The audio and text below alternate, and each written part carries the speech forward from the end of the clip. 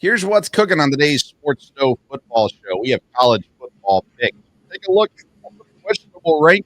We also go to the NFL for our pick six, our survivor picks this weekend. Plenty of news and stuff. On today's Sports Stove.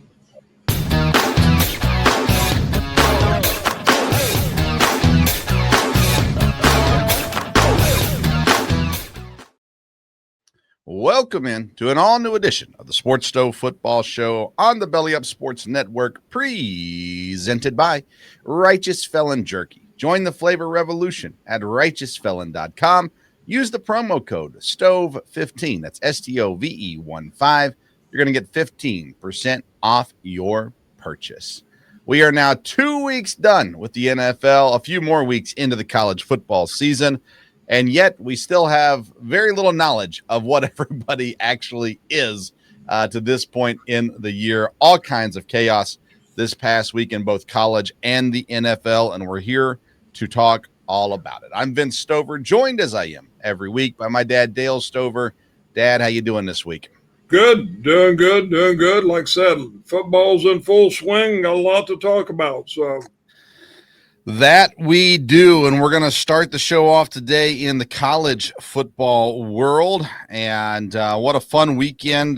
Tennessee, Georgia was an exciting game, and as a Tennessee fan, I will say I'm not in the least bit discouraged by that game. I felt like, obviously, they could have won with the field goal, but to be able to play to take Georgia overtime shows you they're at a level now where they haven't been in a long time. And last year they made the playoffs.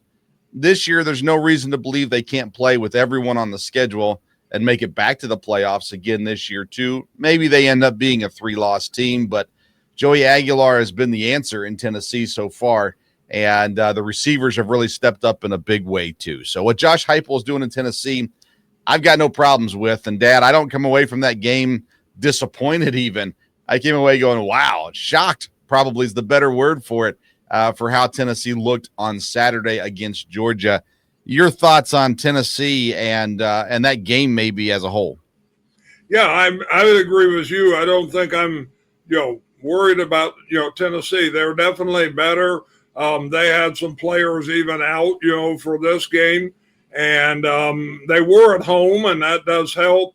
But to play with Georgia, and again, they easily should have won that game. But I don't see teams in the conference that they can't play with from here. So I think barring major injuries, I think, the quarterback looks good. The defense made plays at times.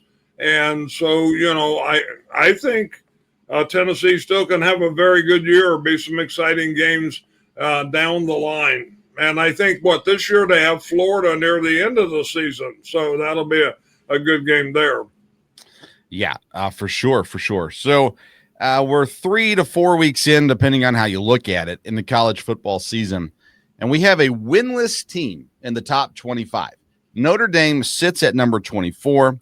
They've lost both games they played, and really they don't have hard games coming up on their schedule necessarily either. Why is Notre Dame still ranked? Should they be? And what is the likelihood they make the playoffs already with 2 losses? Well, Notre Dame's ranked because they're Notre Dame. Should they be? No, I don't think they should be. I mean, they did lose to good teams, but I don't. I would have think they could have fallen out of the rankings. Are they going to make the playoffs? That'll be a good question. I think there's a good chance they will not. They shouldn't. When you look at their schedule, they only play one more team that right now is ranked in the top 25, and that team is ranked 25th, which is below them. So they're not going to have quality wins. They'll probably win all of these games. Now, if they make a mistake and lose one, then I really think they probably will be out of the picture. But if they win all of them, the problem is, and as long as they let Notre Dame be independent, this is going to happen. The SEC is so strong. The Big Ten is so strong. even the Big 12 and the ACC, you're going to lose. And now that they have to play 9 games, you're not going to have teams that go through with no losses, 1 loss, things like that.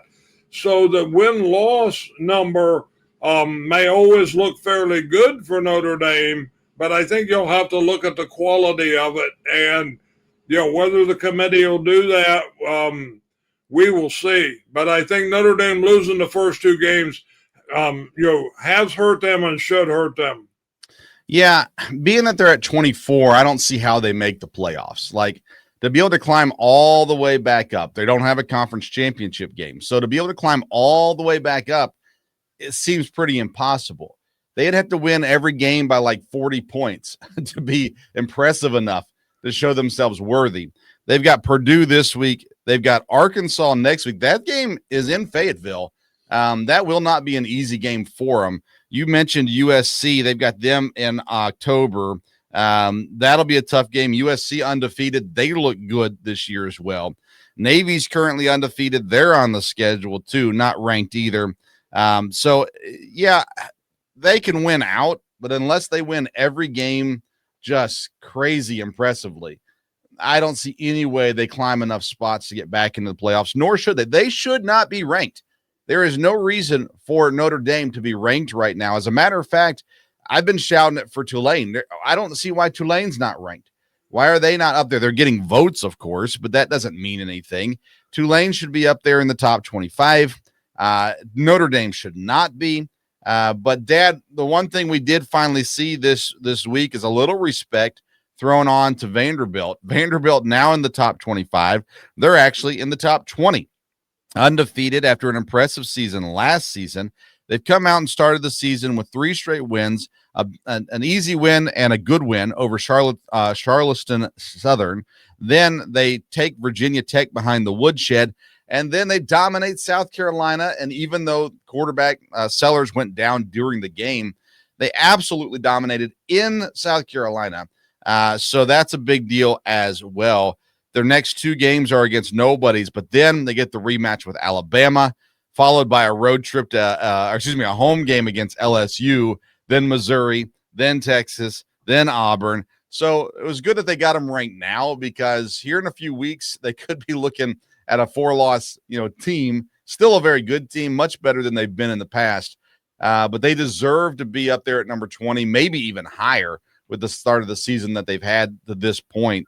Because South Carolina, when they beat them, was I think number 11 or so in the nation. So, I mean, it makes sense that they jump up a good bit. So congrats to Vandy. Any thoughts on Vanderbilt making their run now into the top 25? Well, they've definitely, made great improvement there, obviously. And, of course, they were able to keep their quarterback, and that helps. But, to me, it was a real shock. They beat South Carolina on the road. So I think there's a chance, the deal is going to be, can they get bowl eligible? They should win the next 2 games. Yeah. They've already won 1 more in the conference. They'll have to win 1 more conference game. And it's going to have to be against a better team, probably, or at least a team that's ranked. Maybe Missouri, maybe not, but Auburn looks fairly good. But could Vanderbilt win 2 more games? The Alabama game will be interesting just because of last year. If Vanderbilt really is a lot better, then they may win 2 more, 3 more conference games. If they do, then they are definitely in. And the fact that they beat South Carolina, I mean, maybe, like I said, teams like Missouri, maybe like Auburn. I mean, but again, they've got a tough conference schedule. No easy teams, I don't think. What teams do you think are most beatable for them? Well, they got Kentucky still. So yeah, Kentucky, that is one. You're right about that. Yeah, so Kentucky's their other SEC win, I think. I mean, the way that Texas is playing right now, they're beatable. I don't get why Texas is in the top 10 still. They've not looked good at all. And they're sitting here with a 1 loss in the top 10. That doesn't make any sense to me. It is their game against Vanderbilt's in Texas, so that makes it harder. We talk about bowl eligibility. Yeah, they beat Georgia State and Utah State. They're now at 5 wins, and then the Kentucky game gets them their 6th. So, and if they surprise someone else, they've always given Tennessee fits. Missouri's, I think, really good, but they're ranked higher than Missouri at the moment. So you got that one as well. And then I look at that Texas game, Dad, because I came into it saying Texas was going to be amazing this year. And not only has Arch Manning not looked great, the team hasn't looked great either, in my opinion. So for them to sit at 8, I really feel like there's 4 teams counting Notre Dame, but 3 teams that are ranked too high in the rankings this week. Texas is at 8, Tennessee and Alabama. Alabama's 14, Tennessee 15. I think Alabama and Tennessee have both played really good football, but right behind them is Utah, Texas Tech, Georgia Tech, that I think should all be higher than Tennessee and Alabama, being that they're undefeated and being how they've looked to start off this season as well. So I think Texas needs to drop down a fair amount, and I think Utah, Texas Tech, and Georgia Tech need a little bit more respect put onto their name as well. Any other thoughts on the rankings and where they currently sit? Well, I think I agree about Texas. I think they should be lower, no doubt about it. Tennessee and Alabama, I think you look at the teams they've lost to, and it's early in the year, so a one loss to Tennessee and Alabama against a 3-0, Utah, who I think is very good, but all those next set of teams, next 4 or 5 teams, we'll see how they do in the next week or two. I think they could easily jump over Tennessee and Alabama, and should if they go 1-2 more games undefeated. So it's just when it played 3 games, I think it still takes a little time for it to shake itself loose. But the Tennessee and Alabama thing didn't surprise me as much because of who they lost to and how they lost, especially Tennessee. Yep. Oh, yeah, definitely. And how they lost goes into that a large portion, of course, as well. In the top 10 right now, Big Ten teams: Ohio State 1, Penn State 2, Oregon 6, and Illinois 9. SEC teams is LSU at 3, Georgia 5, Texas at 8, Texas A&M at 10, which I got that pick right over Notre Dame. I think they're really, really good this year. Miami and FSU are the ACC teams in the top 10 right now at 4 and 7 as well. Dad, we had 2 coaches already get fired in college football. UCLA and Virginia Tech send their coaches. And I go to this UCLA and I go, my goodness, like a lot of people came into the year going, man, they won the offseason. They get Nico to come over and all this big stuff. And we sat here and going, Nico, there was something about him. He wasn't great at Tennessee. He was good, and he is good. I'm not saying he's not good, but there wasn't enough there that I thought, oh, this is going to take UCLA over the hump. Well, not only did it not take it over the hump, it sent the coach packing at the same time. So 2 coaches gone very early in the college football season. Your thoughts on that? I was a little surprised it happened as soon as it did, because I think you have to look at what's the advantage of that. I mean, they'll have interim coaches now for the year, even though, people will know there's an opening there. UCLA, they're in a tough spot because they joined the Big Ten. And for them to, to be where they're at now, it's hard to rebuild when you're in the SEC or the Big Ten in just a year or two from there. Even though they do have a name. Virginia Tech, the last couple of years, some ways maybe they've been better, but that's a tough deal there too. So, I was surprised it happened maybe as early as it did. Be interesting to see if other schools, go the same way here if things start to struggle down the line. I don't know how you go so quickly.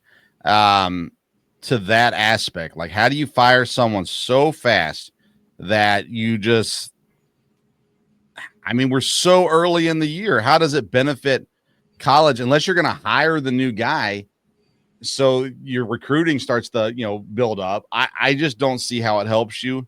And that's kind of where I sit on the situation right now in that spot. So, we'll see if it affects them, how it affects them, all that good stuff as well. We will figure out. All right, Dad, let's get into our picks this week for college football. We've got 5 games that we pick every single week. And so today, let's start off with our game, Texas Tech at Utah. We just talked about Texas Tech and Utah in the rankings. And so I'm curious to see how we look at this game coming into this week. So let me pull up and see where we are now on the as I have the spread as Utah -3.5 in this game. It is still that. So Texas Tech at Utah, 3.5-point favorites at home. Who do you pick for this game? Well, I'll pick Utah because they're at home. And again, I think, I said from the beginning, I thought Utah could be a pretty good team this year. Texas Tech, though, this will be a big game. Whoever comes out of this one, has a chance to really keep moving forward. But I think being at home, it's really tough, but I'll take Utah. Yeah, I'm with you on that one. Home makes a big difference for me here as well. So I'm taking Utah in this game. All right, next one is an SEC battle. Auburn and their quarterback returning back to Oklahoma for this game. Oklahoma opened as a 6.5-point favorite. They are now up to a 7.5-point favorite at home. But, Dad, this is that game where Jackson Arnold didn't have a good year at Oklahoma last year. He leaves and goes to Auburn. Now he's coming back with maybe a chip on his shoulder. I'm curious to see if that scares you enough or not. You going to Oklahoma at home or Auburn on the road? Yeah, I'll go with Oklahoma on the road. I like them, but I've always been all right with Auburn also. This will be a good test for Oklahoma. Even though it's at home, Auburn could come in here and really, they could beat them there. But again, being a favor at home, Oklahoma has looked good so far. So I'll pick Oklahoma, but this is kind of a toss-up game like the first one too. I'm going with Oklahoma as well, and I just believe in them. And I did not coming into the year. I've shifted gears on them. I watched that entire Michigan game, and there were definitely things that still needed to be cleaned up. But I think that they're the better team here. Being at home sure helps. So I'm going with Oklahoma as well at home. All right, our next one is a Big Ten matchup that just a few years ago nobody would have cared about. It's number 9 Illinois traveling to Indiana. This game opened up with the number 19 Indiana being a 3.5-point favorite. It's now up to 6.5, almost a touchdown favorite for the lesser ranked Indiana at home against Illinois. This is an NBC game, by the way, primetime game. This has become quite the deal. But again, Illinois is a top 10 team, and they're almost a touchdown underdog at Indiana, of all places. So, Dad, are you going IU on the road or IU at home? Illinois or Indiana for this one? Well, like you said, 2 years ago, who would have thought big game primetime Illinois and Indiana in football? But I haven't kept up on Indiana a lot outside of knowing, they did real well last year. Again, I'm from Illinois, and I do kind of like Illinois in football. I do think they're very solid. I think, both teams are well coached. But again, Illinois was the quarterback, and they have a lot of talent. So I think Illinois can continue in this. This will be a big win for them to win on the road. If Indiana wins this one, then you're starting to see the Big Ten shake up a little bit. So we'll see. All right, yeah, I'll go with the home team in this one too. I'm going to go Indiana and the favorites in this one over Illinois. I have a lot of respect for what Illinois has done. They do have a good situation at quarterback, a good coach. Indiana does as well, though, and I just like what Cignetti's doing down there in Indiana right now. So I'm going to go Indiana over Illinois. All right, let's go to Tulane. I've already pumped them up. I said they should be in the top 25. Well, they're facing off against number 13, Ole Miss. This game opened at 11.5. It is now up to 13.5, almost a 2-touchdown favorite. Ole Miss is over Tulane at home. Are you going with the home favorites in Ole Miss or on the road with Tulane?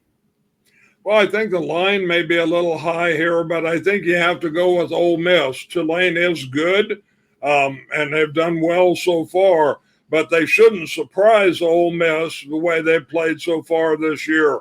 So, I think Ole Miss is a legitimate top-of-the-line SEC team, and even though I'm not a fan of the coach and a lot of things there, I think I would have to pick Ole Miss. I'm going with the upset in this one, Dad. Give me Tulane. I think they're more legit than people realize. They were my preseason playoff pick for the group of 5. Ole Miss doesn't have me convinced yet that they are legit.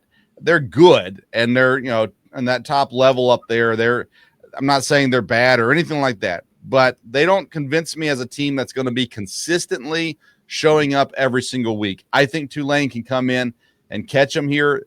Tulane has a great coach as well, and John Summerall, who will be an SEC coach next season, I believe.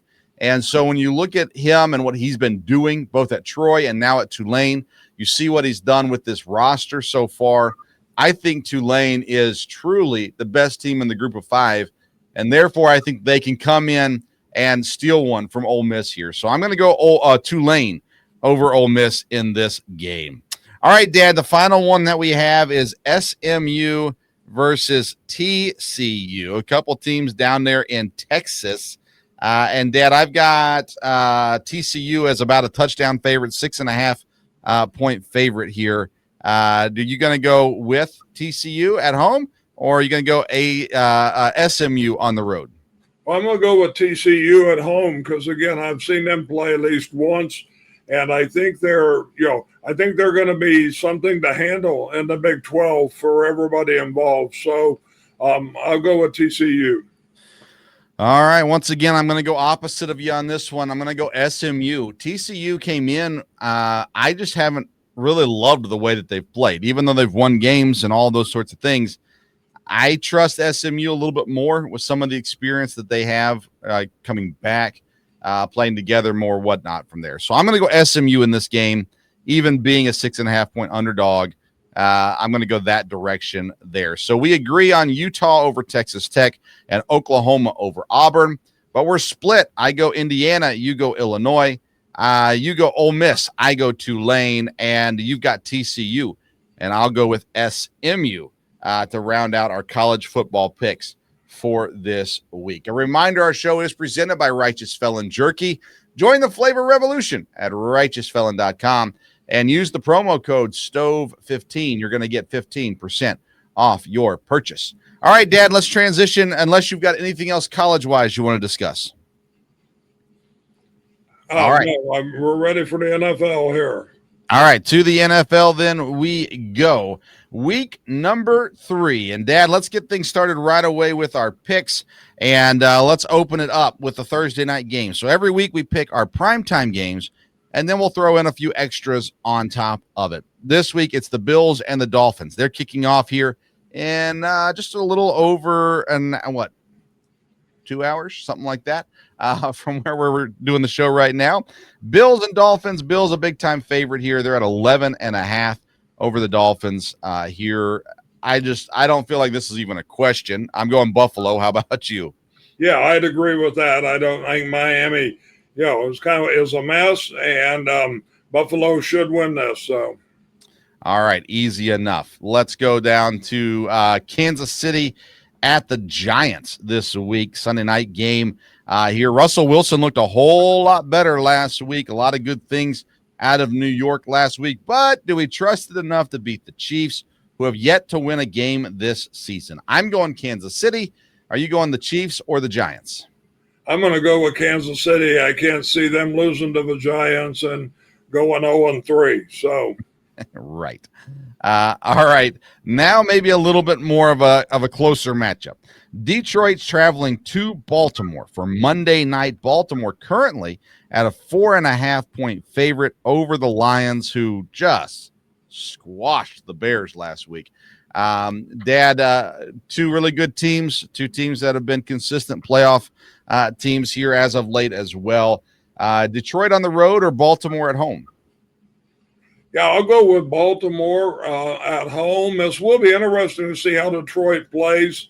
Again, they were just amazing last week, but it was against the Bears, and they got everything rolling. So I think Baltimore is a very good team, and this could be quite a good game. But I'll go with Baltimore at home. All right, I'll go opposite of you this one. I'll go with Detroit. I think last week was proof. I know they played the Bears, but still proof that they could still sling it. Jared Goff looked great. I think they, maybe found their identity for this season even a little bit as well.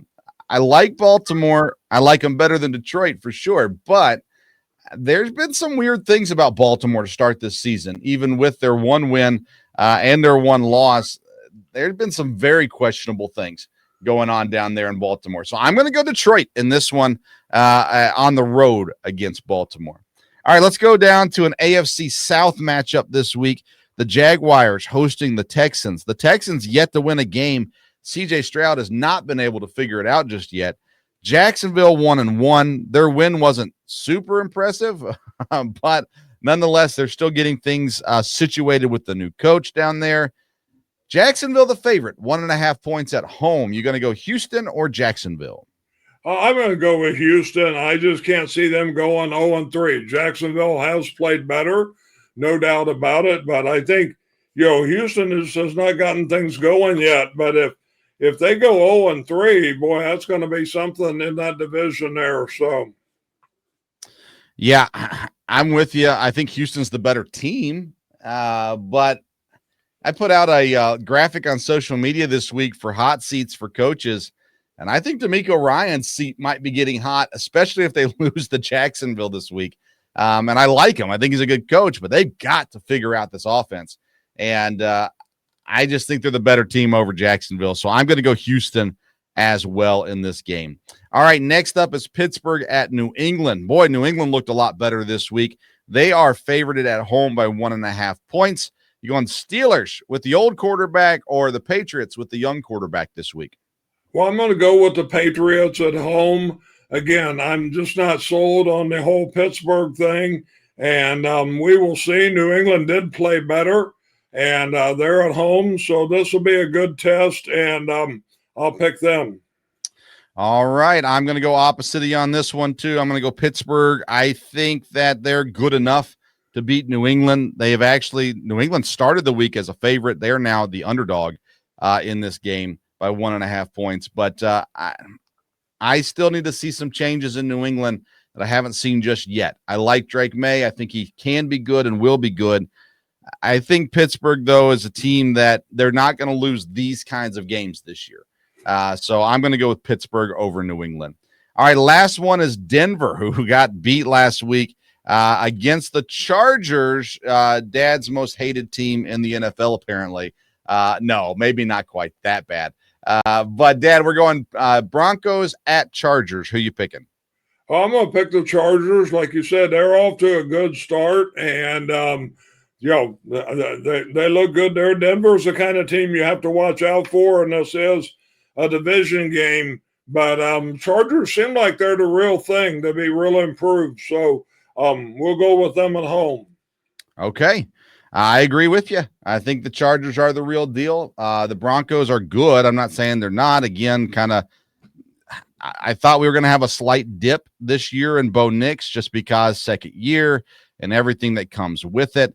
So when I'm looking at the Broncos, they got beat by the Colts last week. They should have been better than the Colts, but they just struggled in the wrong areas. So I'm going Chargers this week as well. And I really hope Omarion Hampton can figure it out because I expected him to be way better in fantasy football than he's been to start off this season for sure. But Justin Herbert's been awesome, and the receivers have done their part as well for the Chargers. and they look like a really, really solid team. They do lose Mack for a little bit, their edge rusher, so we'll see how much that impacts them going into this season. All right, Dad, along with our pick sixes in the NFL, this year we are giving survivor picks for people in survivor pools, giving our advice for those picks. So this week, so far, we have survived. Week 1, you had Tampa, who barely survived, and week 2, you had the Rams. They won last week as well. I had Arizona week 1 and Cincinnati last week. Some scary moments there, but they all survived as well. So who is your survivor pick for week number 3? Well, again, there's some obvious picks, but I'm trying to use some other teams.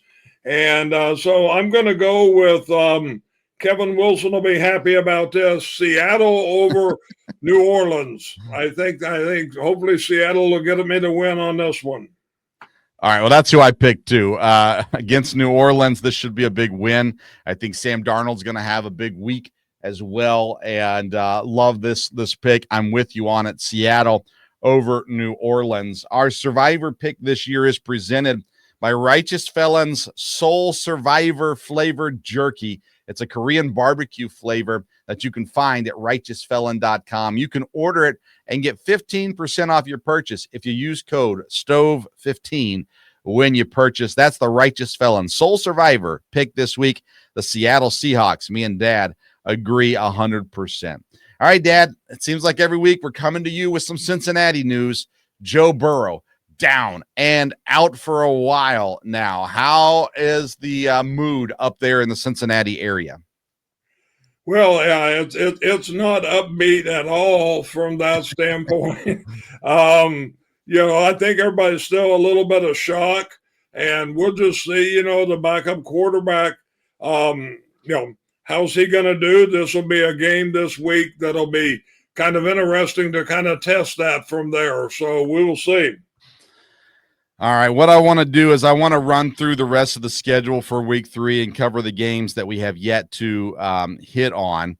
And I just lost my notes there. Okay, we're getting it back. And I want to see kind of last week we did not run through the entire week's schedule. And we missed some storylines as a result of it. So let's start with Sunday's noon kickoff. Packers at Browns. Packers have looked great. They're a little dinged up. To the Tucker Kraft news just broke right before we came on air. Don't know much about it, but he's a little banged up now too.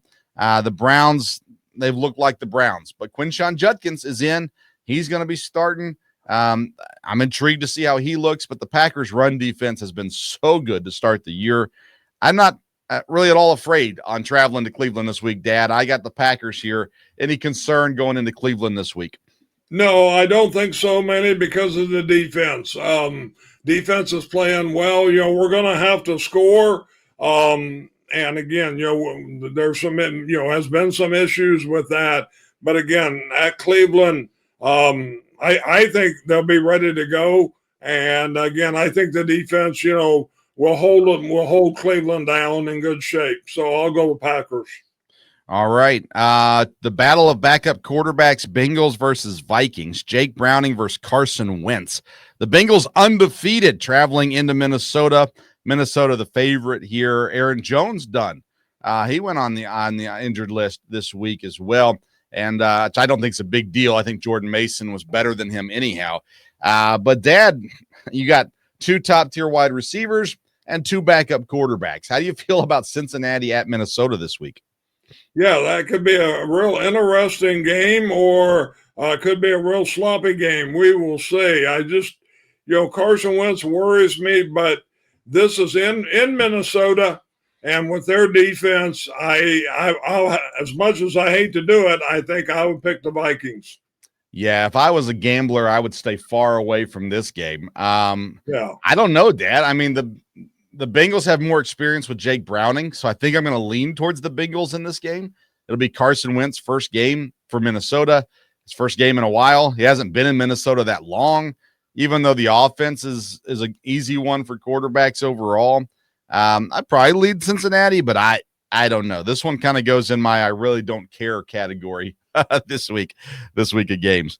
All right, let's talk about Colts and Titans. Colts, unbelievable. 2-0, Daniel Dimes, Danny Jones. He's looking like everything that we thought he couldn't be. And here he sits as the Colts undefeated. The Titans, listen, they haven't looked great, but we're not really talking about the Titans. We're not saying how bad they looked. And I think that's a positive thing for Tennessee. And they're not horrendous. They're just definitely not there yet. Colts, 4.5-point favorites. I've got Indy in this game. But we'll see. The Titans going to have to win one eventually. Why not a division game this week? So your thoughts on Colts and Titans? Yeah, it looks to me the Colts, of course, very surprising, but I see no reason why they shouldn't keep this rolling there at Tennessee. All right, another divisional matchup, Atlanta at Carolina. Carolina actually looked a lot better last week too, but they still lost. Falcons 1-1, Panthers 0-2. A division road game for the Falcons is scary, but I'm really liking what I'm seeing out of Michael Penix so far. Kyle Pitts is looking much better as well. They've got to keep Drake London involved. And, of course, Bijan Robinson is a stud. I just don't think the Panthers have what it takes. I'm going Atlanta. How about you? Yeah, I'll go with Atlanta on this one, but we'll see if Atlanta really is going to turn around or if they go in there and struggle. So, all right, Los Angeles and Philadelphia, both undefeated teams. To me, Philadelphia has been one of the least impressive undefeated teams so far this season. The Rams scare me just with age and health and things like that. How you feeling about Rams at Eagles this week? I think, again, the Eagles at home, I understand kind of what you say about they haven't been as impressive. But, again, they're still the defending champions playing well, and they're playing at home. So we'll see. The Rams are a team that can, they've got a lot of scary talent, but I'd go with the Eagles on this one. All right. We're not picking it for competition, but I'd go Rams in this one. And I just think they're playing better football right now. Speaking of injured quarterbacks, let's go New York Jets versus Tampa. Fields injured. Looks like Tyrod Taylor will be the guy there. Tampa playing really good football. Jets yet to win. I'm hoping that with the quarterback situation, Breece Hall will have a massive week for my fantasy team. But I'm going Tampa to win this one. How do you feel about Tampa and Jets? Excuse me. Yeah, I think Tampa will keep rolling on this one, being at home. So I'll go with Tampa. All right. The Raiders travel to D.C., who just announced that they're able to move forward with their field building efforts. And by 2030, they will be back in D.C. Jaden Daniels a little banged up as well. Marcus Mariota, the backup, actually was in Vegas before Washington. But Mariota has played well in relief at times. The Raiders, man, there's a lot of question marks about them so far. Genty hasn't looked great. Bowers is banged up as well. Geno Smith looked horrible last week. Raiders or Commanders, Dad? I'm going Commanders in this one. I'll go with the Commanders, but again, a lot of it has to do, I think, with Daniels playing or not. But, I'll go with Washington, the rebound from the loss last week. All right. We kind of mentioned this one, Saints and Seahawks. Saints, I think, will be the number one overall draft pick this year. Seahawks, I think, will have a massive offensive outing in the Dome in Seattle this week. I'm going Seahawks over Saints. I'm assuming you are as well. Yeah, I agree with Seahawks again. That was our survivor pick, and I think they should do well. All right, out west, the Cardinals traveled up to San Francisco. San Francisco looked decent. Mac Jones in relief there. The Cardinals need to be better. Both teams undefeated, though, and San Francisco is the favorite. Are you going Arizona or San Francisco this week? I think Arizona could get back on track this week, so we will see. San Francisco's been winning so far. Again, like you said, Mac Jones looked good. But this is a game Arizona needs, and I would go with them in the upset if I was going to pick an upset game this time. Yeah, I would agree. I think, they both need it, I guess, but I agree. I think Arizona, this is the kind of game they're supposed to win now.